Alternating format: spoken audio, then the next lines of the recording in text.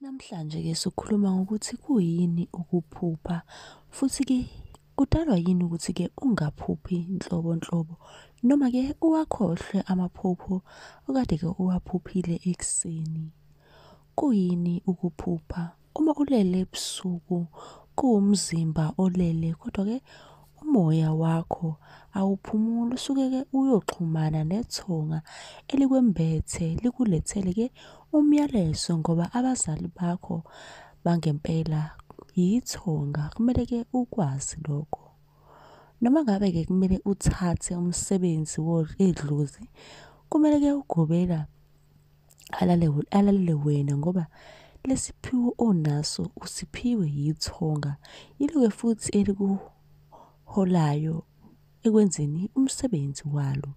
Yingakho-ke uma ufuna ukuhlaziyelwa iphupho, qinisekisa ukuthi-ke ulichaza lonke indawo, isimo sezulu, esenhlalo, konke kubalulekile ukuze-ke lizohlaziyeka kahle iphupho. Yini eyenza ukuthi-ke ungaphuphi nje nhlobo? Uma-ke ithonga lakho lingcolile kuphehlwa amanzi amnyama ekhaya.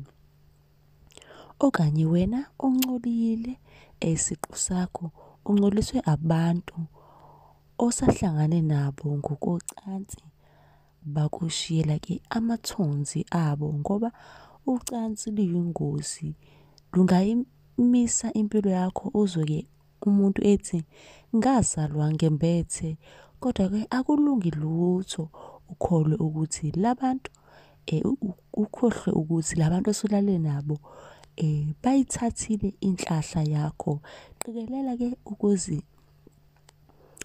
ukuzihlanza ukuze-ke umoya wakho uzohlangana nesidalwa sakho. Kwenziwa yini-ke ukuthi-ke ukhohlwe iphupho obuliphuphile uthi uyavuka nje ekuseni awusakhumbuli ukuthi yini le obuyiphuphile? Uma-ke ubangwa izidalwa, lapho-ke kunzima ukuthi ukhumbule amaphupho okade-ke ube nawo ebusuku.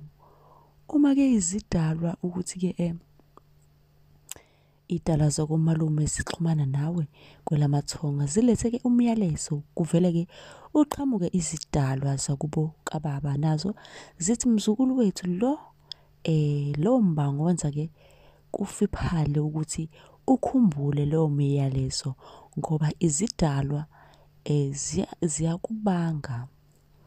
Umuzi nomuzi-ke kumele kube khona ingane exhumana nethonga elilethe-ke imiyalezo noma umyalezo wasekhaya. Kanti-ke kubalulekile-ke futhi ukuthi wonke umuntu azihlanze aphinde alungise umsamo wasekhaya ukuze phela azokwazi ukuxhumana nethonga lakhe. Mlaleli, bengicela-ke usima ukuthi khona umbuzo onawo ubuze la kwi-comment section, noma unephupho-ke ofisa nawe sikuchazele lona ubuze kwi-comment section.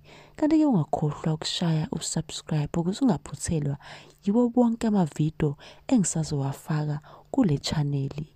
Ucele noseduze kwakho ukuthi naye ashaye usubscribe ukuze angaphuthelwa ukwazi izinto ezibalulekile.